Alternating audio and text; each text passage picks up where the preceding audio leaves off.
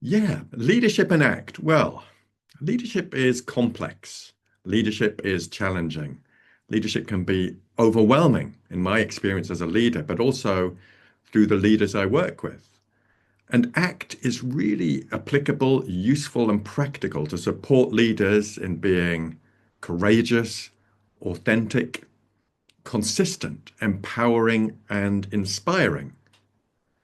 So, through using ACT, I believe we can help leaders grow their authentic style, be humble and learn, direct their energy effectively, and recharge and be well as a leader too, which is something that's often neglected. And why I love applying ACT to leadership and supporting leaders with ACT is because it's not a model. Now, let me explain what I mean. Because there are lots of leadership models out there. And I think sometimes a leader or an organization might adopt that model, and the individuals try and force themselves to fit inside that model. And that in itself can be restricting. So I think if we look at it a different way and say we can learn skills as leaders that can help us be adaptable, help us become more aware, and help us be more authentic, then that is a win for the leaders. And it's a win for us supporting them because they are arriving at their own solution, if you like. And these skills can be portable throughout their career through different promotions, different roles, and different organizations. So let me present to you how I present the ACT Hexaflex to support leaders. I think we need to meet leaders where they are rather than try and explain the Hexaflex to them.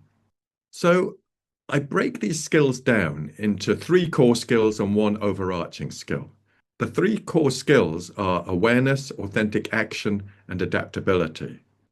So let's talk about awareness. How can leaders build their awareness of what's going on around them and also inside them? We can sometimes miss out as leaders on what's going on around us. Maybe that there are opportunities and threats. Maybe there are relationships with clients or global developments that impact our organization. We can sometimes be caught up inside our heads, which means we might miss out on cues, opportunities, and threats. We can also become a bit more distant in our recognition of how we're showing up as a leader.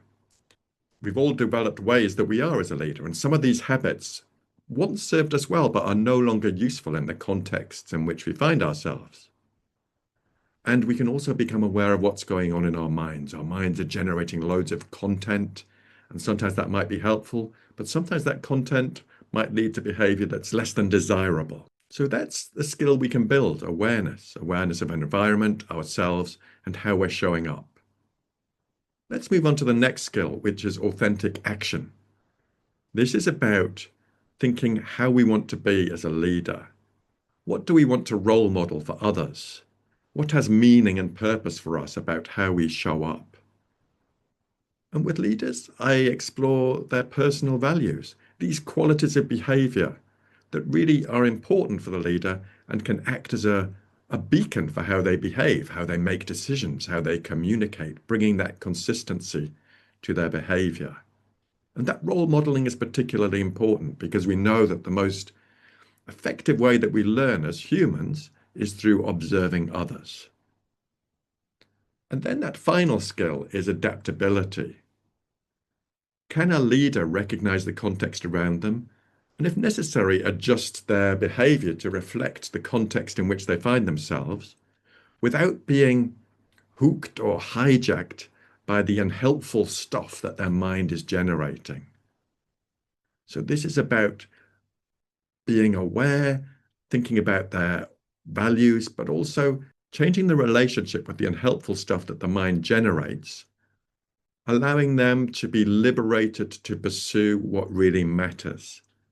And what I found is combining these three skills can be really illuminating and empowering for leaders to think, well, actually, I can really craft my own style. I can really craft the way I am as a leader. And I mentioned one other skill, which is the overarching skill, the pause. When times are complex and jobs are demanding and deadlines are looming, the temptation for a leader can be to keep going, keep going.